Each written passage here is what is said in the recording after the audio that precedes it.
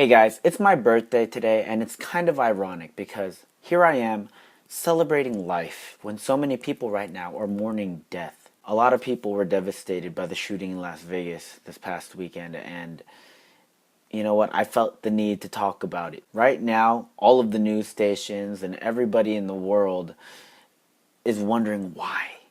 Why did this man do what he did? And this impacts so many people in America because over 600 people were physically affected by this. 22,000 people were witnesses to this horrific event, and 58 families are at least one person short. 22,000 people were at this event. We have 500 people injured, and the 58 that were killed, that's almost 600, right? Out of 22,000 people, so that leaves that at a 2.7%-ish. So if you were to show up at this event, you have a 2.7% chance that you would get shot. 2 out of 10 people that showed up to that event would get shot. So I was up at around the time that the shooting started, and I was watching CNN, and the breaking news broke, and it almost felt like 9/11 all over again. But what was different this time around was that we have smartphones now.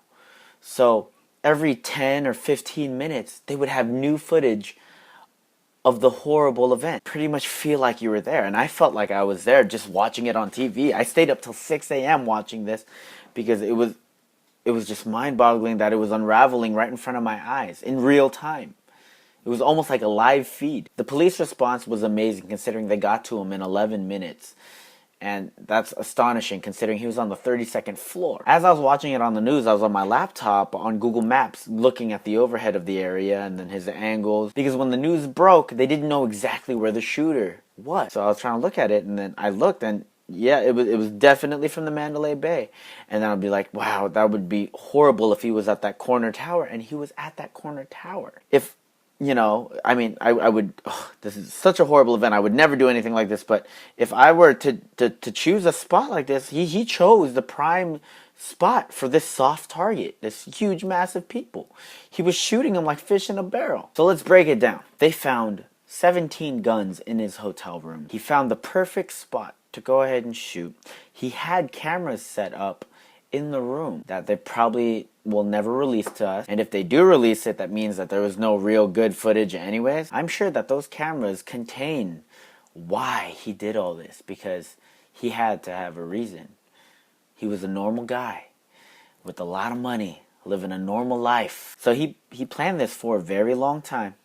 He had 17 guns up in the room, perked at the probably best spot he could be, and he killed a bunch of people, and nobody can find a good reason. Nobody can find why. What is his motive for this? Well, first of all, he's a pretty smart guy considering all the things he planned out. And if he's a smart guy, he would know that he wouldn't be able to get to all 17 guns. Maybe he had them all preloaded already so that he could go through at least 4 or 5, but there's no way he could have gone through all 17 guns. Now, my personal opinion, I thoroughly believe he wanted to be a martyr for gun control. So in a sense, that's me saying that he had good intentions, but he did it in a completely wrong way. He wanted to show that a normal guy can get past all the red tape to get all these guns and still go on a horrible rampage like this so that we change our gun laws. And at the same time, his name gets dropped in history. 2 birds, 1 stone. He probably wanted the attention before he died. He's an older man. And his father was famous for being a criminal. He was on the most wanted list. So I believe he did this to wake up America on the gun control. He planned it out perfectly that we can't pin it on anything else. 17 guns in the room, past a huge mass of people. Security cameras everywhere. He got the guns past that. He bought the guns legally for the most part. Automatic rifles are illegal, but they all had the legal attachment that basically turned these guns into automatic rifle. He chose a white event, predominantly white event, a country concert. So you can't pin this on racism. He was a normal US citizen, so you can't pin this on ISIS. He wanted to be a martyr for gun control. And if I could talk to him, I would tell him that this is the wrong way to do it. Even now that he's done this, not everyone is on board. The idea of gun control needs to be pushed through by the people at this point because Congress isn't doing it. And that starts with everyday things. Telling people not to buy a gun. As weird as it is, I like guns too. I think that they're fun, but I don't think we need automatic weapons, high caliber weapons. We can't have this be a normal thing to purchase guns. Can you imagine if they sold grenades at Walgreens or CVS? We live in a world with mental illness. We live in a world of impulsive people. I've seen horrible people do horrible things just with road rage alone. Somebody not signaling and going into another lane can ruin somebody's day, and all of a sudden they're going on a killing spree with a gun. Okay, there are many people that believe that this is all a conspiracy or that there are multiple shooters. My initial reaction to that is, it doesn't matter. People really died. I know people that I trust that lost somebody there. 27 people were from Orange County, and I saw all the posts on Facebook, and I vaguely knew some of them. They existed, and now they don't.